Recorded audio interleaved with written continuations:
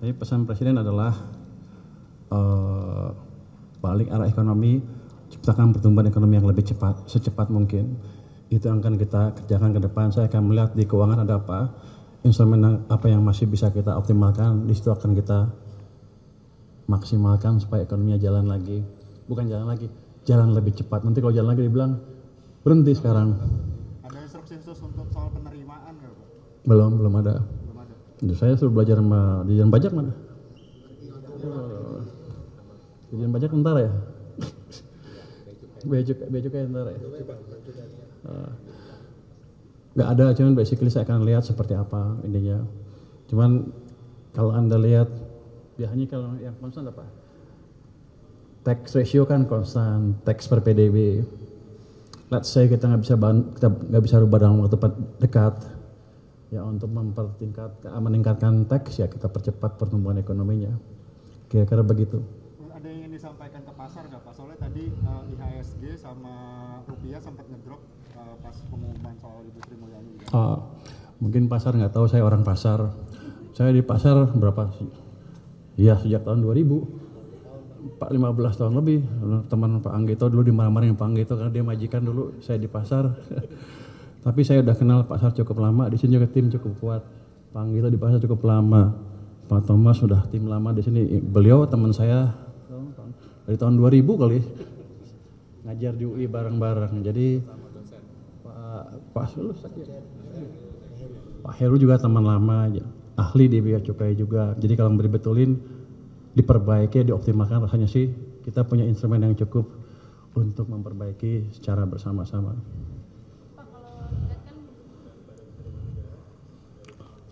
Belum ada. Kayaknya disuka-suka saya kelihatannya. Saya tanya, Pak gimana Pak? Boleh nggak saya abrik-abrik? Gitu kira-kira. Saya nggak tahu karena saya baru, itu kode boleh apa enggak?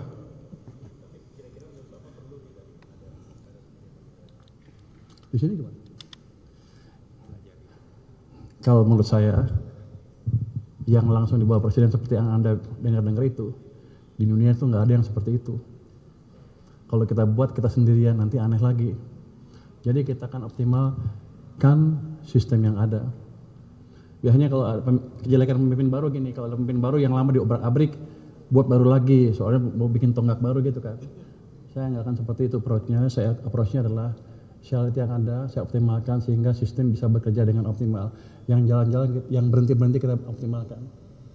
Yang udah jalan kita percepat lagi. Jadi semuanya mesinnya bukan mesin baru, ini mesin lama tapi kita buat lebih bagus lagi ke depan. Ini orang pintar-pintar semua sini.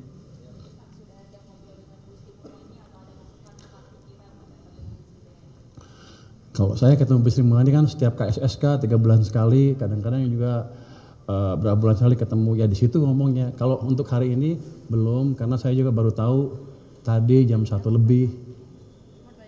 Untuk masih punya jas kalau enggak.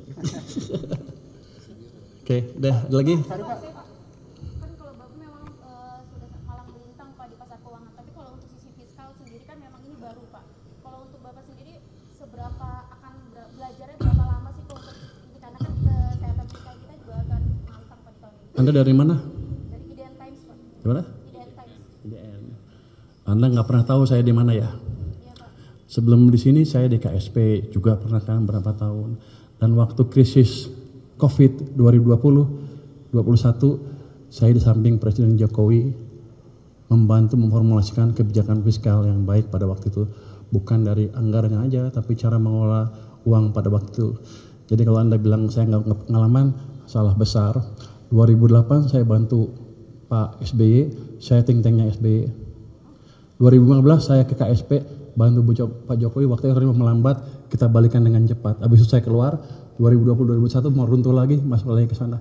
Saya selalu memberi masukan fiskal ke pemerintah. Di belakang nggak dibayar. Mungkin sekarang dibayar ya, saatnya dibayar sekarang. Gaji gede nggak sini? Kira-kira gitu. Jadi saya udah kenal lama dengan fiskal, dengan ini ahli fiskal kita Pak Suhasil. Jadi saya nggak akan terlalu gampang, saya nggak perlu waktu untuk belajar lagi.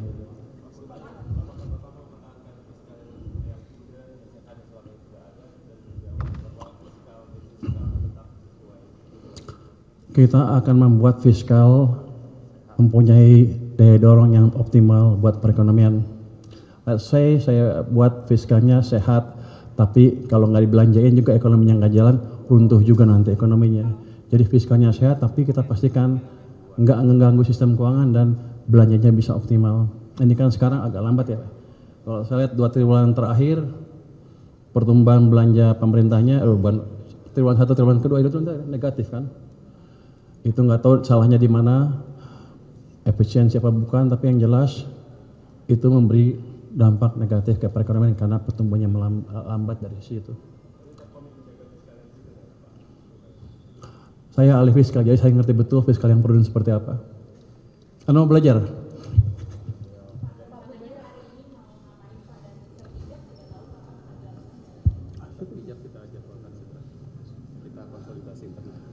Saya nggak tahu tuh 1 jamnya kapan, karena ada konsolidasi internal. Saya tanya tadi Pak Seknek, Seknek di sana. Itu udah punya saya, udah punya lu katanya. Tapi enggak, kita akan kulon dulu dengan Ibu Sri Mulyani. Saya akan mempelajari pesan-pesan dari beliau untuk memperbaiki di sini kelemahannya apa. Pasti ada kelemahan yang pengetahuan itu amat berguna untuk saya dengan teman-teman sini lebih mengoptimalkan dorongan fiskal ke perekonomian.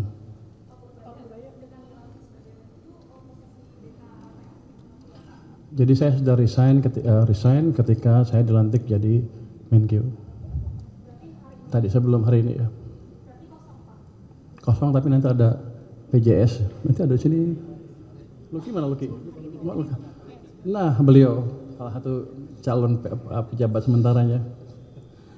Karena saya di sini kalau sana kosong saya suruh aja dia ke sana. Tapi di sana masih ada anggota DK yang lain yang bisa mengcover pekerjaan ketua LPS. Siapa? Ada kedekatan dengan Pak Luhut. Pak Luhut. Iya. Saya dekat dengan Pak Luhut, saya dekat dengan Pak Hatta, saya dekat dengan Pak SBY, saya dekat dengan Pak Sete, saya dekat dengan Pak Jokowi, saya dekat dengan semua yang membantu membangun negara. Jadi saya ikut di situ.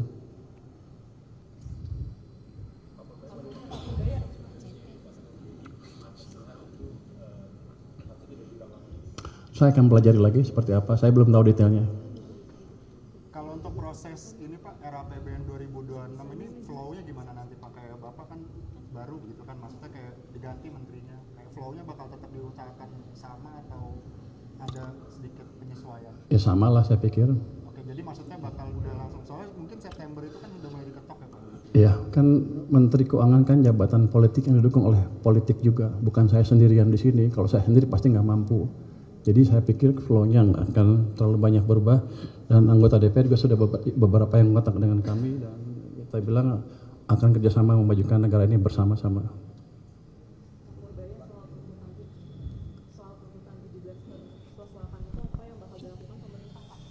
Tuntut apa? Saya belum pelajari itu, tapi basically begini. Itu kan suara sebagian kecil rakyat kita. Kenapa? Mungkin sebagian ngerasa keganggu hidupnya masih kurang ya.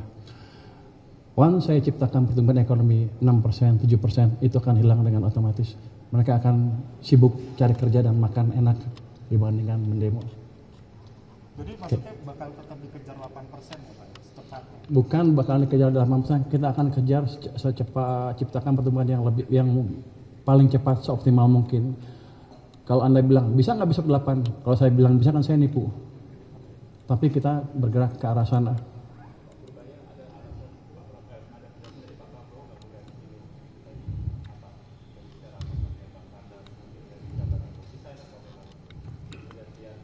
Ketika ada sesuatu yang tidak benar, kita suarakan.